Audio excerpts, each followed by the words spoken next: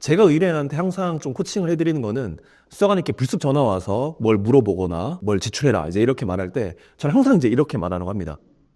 변호사님과 상의한 후에 변호사님 통해서 제출하도록 하겠습니다. 여러분 이게 정답입니다.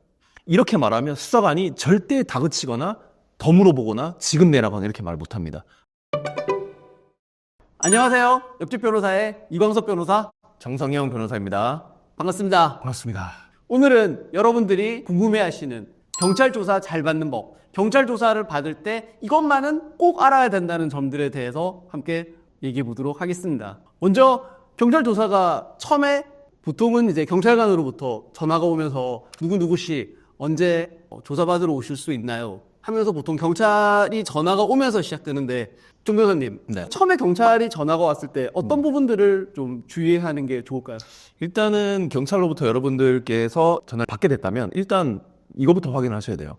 본인이 피의자인지 참고인인지 그거부터 일단 확인을 하시고, 근데 만약에 경찰이 피의자다라고 한다면 일단 사건 번호를 먼저 물어보십시오. 그 다음에 그 전화 온 경찰서가 어느 경찰서인지, 그 다음에 전화한 지금 수사관의 이름, 이제 이런 것들 기본적인 걸 메모를 해놓으시고요. 그 다음에 어떤 혐의로 지금 조사를 받으러 오라고 한 건지, 뭐 사건 명예라든지 그 혐의의 대강을 여쭤보시고, 그걸 필요하다면 뭐 메모를 하고, 뭐 녹음이 가능한 녹음을 해도 좋고요. 그러면 전화 온 그 수사관이 아마 소환 일자를 조율하려고 할 겁니다. 근데 조율이라기보다 거의 사실상 일방 통보에 가까울 거예요. 뭐 예컨대 3일 후에 어디로 몇 시까지 와라, 이런 식으로 대부분 일반인들에게는 그냥 일방 통보를 합니다. 근데 거기에 네 알겠습니다, 가겠습니다 이렇게 하지 말고, 제가 아까 말씀드린 그런 피의자인지 참고인인지, 그 다음에 또 사건 번호가 뭔지, 사건 명이 뭔지, 혐의의 대강이 어떤 건지, 그 다음에 담당 수사관 이름, 또 뭐 관할 경찰서, 이제 이런 것들 다 메모하신 후에 조사받으러 오라고 하면 거기에 절대 즉답하지 마시고, 피의자인 경우에는 제가 변호인 선임 후에 변호인 통해서 조사 일정을 조율을 하도록 하겠습니다 라고 말씀을 하시는 게 정답이고요. 참고인인 경우에는 사실 반드시 조사를 받으러 가야 할 법적인 의무는 없습니다. 사실 안 가도 무방해요. 안 가도 무방한데, 만약에 본인이 참고인으로서 조사에 협조하시겠다 하시면 본인이 편하신 일자에 이렇게 출석을 해서 조사를 받으시면 되고, 참고인인 경우에도 여러분 변호인 선임이 가능합니다. 나는 참고인이지만 변호인의 조력을 받아서 나는 진술하겠다. 그 경우에는 역시 그 수사관에게 저는 참고인이지만 변호사 입회하에 저는 진술하겠습니다 라고 하면 그거를 절대 막을 수가 없어요. 그래서 그렇게 얼마든지 하셔도 되고요. 그리고 이런 것도 있습니다. 피의자성 참고인이라는 것도 있어요. 예. 그러니까 지금은 참고인 신분이지만 곧 피의자로 바뀔 조사를 하고 나서 그 조사 내용 여하에 따라서 피의자로 그 신분이 변환될 수도 있는, 그걸 우리가 실무에서 피의자성 참고인이다 이제 이렇게 이야기를 하거든요. 그러니까 경우에 따라서 지금 참고인으로 조사를 하지만 조사 후에 피의자로 신분이 전환될 수도 있는 사람인 경우에는 반드시 변호사의 조력을 받아서 변호인 입회하에 조사를 받는 것이 좋습니다. 일단 제가 여기까지 말씀을 드릴게요. 예. 제가 이제 좀 더 보충해서 말씀을 드리면, 일단 경찰이 전화를 해서 언제까지 오실 수 있느냐고 물었을 때 정 변호사님께서 말씀하셨듯이 즉답을 피하고, 제가 어떤 사건인지 아직 정확하게 모르겠다, 그러니까 고소장부터 먼저 보고, 고소장을 보고 필요하면 변호사 선임 여부를 결정을 해서 참석을 하겠다고 수사관한테 말씀을 드리고, 수사관과 의논을 해서 조사 일정을 충분히 넉넉하게 좀 연기하시는 게 필요합니다. 그 기간 동안에 정보 공개 청구를 통해서 일단 고소장을 확보해 보시고, 고소장을 충분히 읽고 나서, 그리고 자신이 어떻게 이 고소 내용에 대해서 변소를 하거나 사실관계에 대해서 설명을 할지 충분히 생각을 하고 경찰 조사에 임하는 것이 필요합니다. 그 정보공개 청구 말씀하셨는데 구분해서 제가 조금 부연 설명드리면, 지금 말씀하신 것처럼 정보공개 청구 절차를 거치면 개인정보, 그 다음에 뭐 증거 목록, 그 다음에 증거를 직접 인용한 부분을 제외한 나머지 부분은 열람이 가능합니다. 그래서 그걸 보고 그 혐의 사실을 파악을 하면 되고요. 검찰에서 전화 왔을 때는 절차가 정보공개 청구가 아니고 고소장 열람 등사를 하게 됩니다. 그리고 그거를 직접 하실 수 있는 분은 직접 하셔도 되고, 변호인 선임을 하게 되면 변호사가 대신 또 해주고요. 그리고 요거 그냥 제가 재밌는 썰 하나 제가 좀 말씀드리려고 하는데, 혹시 이 고소장 정보공개 청구가 언제부터 시작됐는지 변호사님 아세요? 그렇게 오래된 걸로는 알고 있지 않습니다. 처음에는 잘 안 해주는 경우도 많았고. 제가 사실 이 역사를 정확하게 알고 있는데, 말씀해 주시죠. 이게 여러분 2014년부터 이게 시작이 된 겁니다. 네.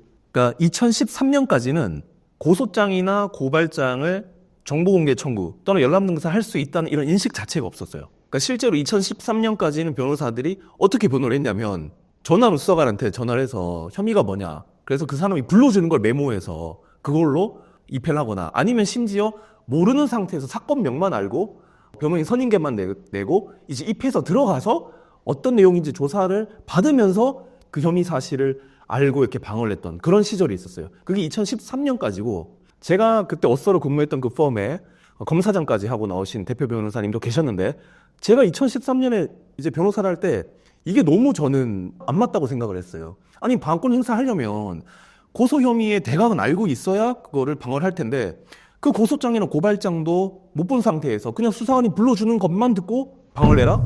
저는 이게 너무나도 말이 안 된다고 생각을 했고 그래서 그 검사장 출신 대표 변호사한테 물어봤어요. 그거를 볼 수 있는 방법이 없냐? 없다고 하더라고요. 네. 근데 저는 너무 제가 이해가 안 돼서 그때 검찰, 경찰 내규를 제가 샅샅이 한번 다 한번 뒤져봤어요. 이게 과연 법적 근거가 분명히 저는 있을 것 같은데 근데 찾아봤더니 여러분 있더라고요. 검찰이 조사 내규에 피의자가 고소장을 열람 등사 신청하면 주도록 그렇게 되어 있고 경찰도 그 내규가 있었습니다, 여러분. 외부에 공개가 안 된 거였죠. 제가 그거를 이제 찾아낸 다음에 실제로 그때 송파경찰서에서 이제 제가 정보공개 청구해야 되는 그런 케이스가 있었는데 또 다행히 그때 경찰청 본청의 본부팀에 제가 아는 지인 변호사가 거기 변호사로 근무 중이었어요. 경찰청 본청에 변호사 특채돼서 일하고 있는 변호사가 있었는데 제가 송파경찰서 가서 고소장 제가 정보공개 청구를 했어요. 일단 고소장부터 내용 먼저 보고 나서 그리고 피의자 조사에 임하겠다라고 했더니 그 수사관이 뭐라고 말했냐면 이렇게 말하는 거예요. 내가 지금까지 20년 동안 경찰 수사관으로 근무하면서 나는 한 번도 이런 고소장 정보공개 청구를 받아본 적이 없고 이런 걸 나는 본 적도 없고 해준 적도 없다. 고소장을 우리가 피의자한테 왜 이거를 정보공개를 왜 주냐라고 고불을 하는 거예요. 그래서 제가 그 수사관한테 뭐라고 말했냐면 그럼 본청 본부팀에다가 한번 물어보십시오. 경찰청 본청에다가 물어보시라고. 그리고 나서 나한테 답을 달라. 그랬죠. 근데 그 사람이 실제로 경찰청 본청에 문의를 한 거예요. 아, 예. 문의를 했는데 그 경찰청 본청에 근무하고 있던 그 변호사가 평소에도 자기가 잘 모르는 법률 자문 문의가 지청에서 오면 저한테 이제 많이 물어봤었거든요. 근데 아니나 다를까 그 수사관이 이 변호사한테 물어보니까 이 변호사가 저한테 전화 왔어요. 예. 전화 와서 오빠 이거 어떻게 해줘야 되는 거야? 이거 정보공개 해줘야 되는 것 같긴 한데 이게 어떻게 되지? 라고 저한테 물어보는 거예요. 아, 예. 그래서 제가 당연히 해줘야 된다. 제가 찾아놨던 그 내규를 제가 보내줬습니다. 보내주고 이건 당연히 해줘야 된다. 방법 보장에서 필요하다. 그래서 알았다 하고 그 변호사가 그 수사관한테 이건 정보공개 청구하면 해줘야 된다. 개인정보와 증거 직접 인용한 이런 부분을 제외하고는 수사기밀 유출 우려 있는 이런 부분 제외하면 해줘야 된다라고 자문을 했고 수사관이 다시 저한테 전화 와서 법무팀에서 이거는 해줘야 된다고 하네요. 저는 잘 몰랐는데 그럼 해드리겠습니다. 라고 하고 그때 이제 정보공개 청구를 해주기 시작했고요. 그게 정확하게 송파경찰서가 2014년부터 그렇게 해주기 시작했고 다른 경찰서도 제가 그런 식으로 다 뚫었습니다. 아, 예. 그리고 나서 어느샌가 이게 이제 보편화가 됐죠. 근데 그 전까지는 정말 2013년까지는 깜깜이 속에서 사실 방어를 했어야 했던 그런 게 있었고요. 지금 이게 이제 너무나도 보편화돼서 변호사님 말씀하신 것처럼 정보공개 청구를 하고 그 내용을 파악을 하고 그 다음에 방어권을 행사하는 게 일반적인데 이 경우에도 반대 입장인 경우 그러니까 고소인 입장에서도 우리가 한번 생각해 볼 필요가 있는데 이건 다음에 얘기할까요, 변호사님? 아, 예. 다음에? 우리 경찰 조사 부분 좀 얘기를 하고 하고 나서 또 다음 편에서 우리가 예, 고소할 때 어떻게 해야 되는지 또 얘기를 그다음에 네. 하겠습니다. 예. 정말 말씀 너무 잘해주셨는데 경찰이 조사를 받으라고 나왔을 때 당연히 고소장을 보고 조사를 받겠다고 말하는 것은 일종의 당연한 권리처럼 보편화됐습니다. 따라서 여러분이 그 권리를 절대 포기하실 필요가 없습니다. 고소장을 아직 열람곡사 못했다. 고소장을 아직 이메일을 못 받았다. 라고 담당 수사관님한테 말씀을 드리고 고소장을 보고 여러분들이 고소장을 통해서 어떻게 변론을 할 건지에 대한 충분한 시간을 확보하시고 조사를 받으러 가셔야 됩니다. 자, 그리고 그 다음 고소장을 열람 복사를 하면 수사 기밀에 해당되는 사항은 일부분이 가려져 있을 겁니다. 그럼에도 불구하고 고소장에 어떠한 법적 근거로서 처벌을 원한다는 고소장의 핵심 내용은 분명히 파악할 수 있고 그 처벌의 근거가 되는 구체적인 사실관계는 고소장에 분명히 표시가 되어 있습니다. 그러면 여러분들은 그 고소장을 보고 당시의 사실관계를 반복해서 상기하고 어떤 식으로 경찰 조사를 받을지 준비를 하셔야 됩니다. 이 과정을 혼자서 하셔도 되지만 필요하다면 주변의 변호사라든지 아니면 법에 대해서 지식이 많은 사람들에게 도움을 받으셔야 되는데, 중요한 점은 여러분들이 거짓말은 하면 안 되지만 사실관계를 조사를 받으시는 분들의 입장에서 최대한 유리하게 재구성해내실 필요가 있습니다. 이를 위해서는 여러분들이 사실관계를 반복적으로 떠올려 보시고 그 변소 내용과 부합하는 사실관계를 구성하셔야 되는데, 이때 주의해야 할 점은 우리가 알고 있는 인과관계의 법칙이라든지 그리고 경험칙에 부합하는 방식으로 사실관계를 구성해야 됩니다. 우리가 일반적으로 경험치라고 말하면 동일한 사정이 주어진다면 보통의 사람들은 대부분 이렇게 행동할 것이라는 일반적인 예측이 우리가 경험칙으로 부르는 것입니다. 이 경험칙에서 부합하지 않는 사실관계를 진술하셔야 된다면 왜 자신의 상황에서는 그러한 특수성이 생길 수밖에 없는지에 대해서도 충분히 생각을 하시고 경찰 조사를 대비하시는 것이 중요하다고 하겠습니다. 그리고 이제 저는 좀 변호사 선임의 중요성을 제가 조금 말씀드리고 싶은데요. 변호사를 처음에 선임하지 않고 피의자 조사를 받고 나서, 그리고 나서 뭔가 큰일 났다 이러면서 나중에 이제 선임을 하시는 분들이 계세요. 네. 근데 여러분, 어떤 진술을 수사기관에서 가장 신빙성이 높다고 보냐면 최초 진술. 이게 가장 신빙성이 높다고 봅니다. 그래서 여러분들이 처음에 가서 덜렁덜렁 가서 다 이야기를 하고 변호인 선임해서 나중에 진술을 바꾸게 되면 그 바꾼 진술을 수사기관이 잘 믿어주질 않아요. 그래서 가급적 가능한 한 빨리 최초 단계부터 변호사 선임하는 것이 너무나도 필요하고요. 아무리 일반인이 똑똑하고 머리가 좋고 뭐 한다고 하더라도 여러분, 절대 우리나라 수사기관은 이길 수가 없어요. 마치 이게 비유하자면 뭐랑 똑같냐면 일반인이 프로 격투기 선수를 이길 수 없는 것과 똑같은 이치예요. 그러면 일반인이 프로 격투기 선수를 이기려면 어떻게 되죠? 프로 격투기 선수가 일반인 편을 들어줘야만 대등한 싸움이 됩니다. 아마추어 선수도 프로 격투기 선수를 못 이겨요, 프로는. 근데 결국 그런 프로가 누굽니까? 그게 바로 변호사죠. 그래서 여러분들을 위해서 대신 싸워줄 그 프로 선수의 도움을 받아서 링 위에 올라가야 됩니다. 저는 이거를 꼭 좀 강조를 드리고 싶고요. 그리고 저 같은 경우에는 이렇게 형사사건을 맡게 되면, 물론 사건에 따라서 조금 다를 수는 있겠지만, 피의자 조사를 앞두고 이제 우리 이 변호사님 말씀하신 것처럼 정보공개 청구나 고소장 열람 허가 등사를 통해서 고소장을 제가 파악한 후에는 그냥 조사받으러 가지 않고 필요한 경우에는 저는 예상신문사항이라는 일종의 모의고사지 같은 것들을 제 의뢰인에게 저는 교부합니다. 아마 거의 조사를 받으러 가면 이 범위를 벗어나지 않을 겁니다 라고 하고 예상신문사항을 제가 쫙 줘요. 이게 거의 여러분 수능으로 치면 사전에 모의고사 초보는 똑같아요. 그리고 제가 거기에 대한 답을 달아보러 갑니다.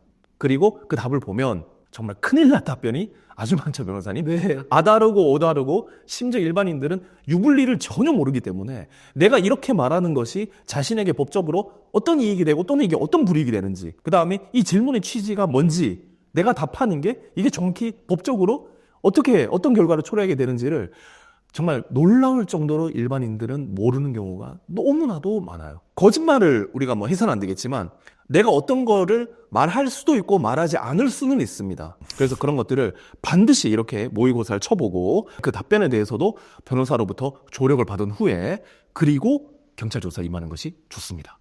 예, 의원님 말씀하셨듯이 불리한 진술은 말을 안 하는 것이 더 유리한데, 그 유불리를 정확하게 판단하기 위해서는 변호사의 도움을 받거나 아니면 치밀하게 사전 질문지라든지 고소의 내용을 통해서 변소의 유불리를 잘 파악하시는 것이 중요하다고 하겠습니다. 그리고 또 이제 제가 한 가지 덧붙이자면, 경찰이 전화로 질문을 하는 경우가 있는데 가급적 전화로 하는 질문에는 답변하지 않는 것이 좋습니다. 첫째 이유는 뭐냐면, 전화 질문은 제대로 준비되지 않은 상태에서 답변하게 될 가능성이 크고, 물론 거짓말 하시면 안 되겠지만 준비한 변론의 내용과 전화로 즉석에서 답변한 내용과 정확한 핀트가 안 맞는 경우가 생길 수가 있습니다. 따라서 수사관에 따라서는 그 전화로 물어본 내용을 수사 보고서의 형식으로 전화로 물어봤더니 이 피의자는 이렇게 답변을 했다라고 수사 보고서로 남기는 경우가 있습니다. 그런데 고소장을 보고 충분한 변론 준비를 한 다음에 했던 진술이 그것과 정확하게 일치하지 않게 되면 여러분들에게 불리하게 작용할 수도 있으니까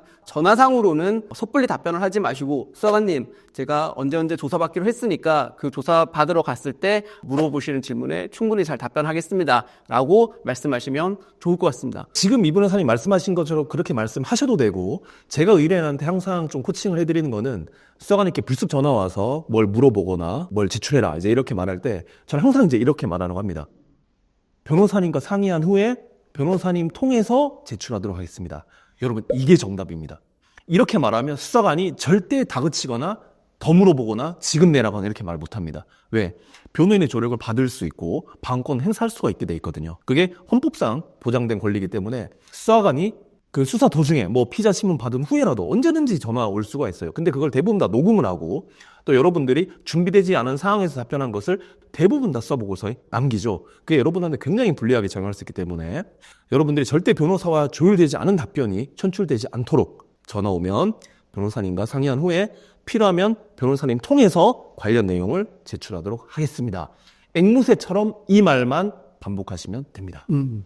오늘은 경찰 조사를 잘 받는 법에 대해서 저희가 알고 있는 모든 노하우와 꿀팁을 다 방출해드렸습니다. 경찰 조사를 받을 때 억울한 일이 생기지 않도록 저희 옆집 변호사는 여러분들의 든든한 법률 동반자가 될 것을 약속드립니다. 오늘 영상 유익하셨다면 구독, 좋아요. 알림 부탁드립니다. 감사합니다.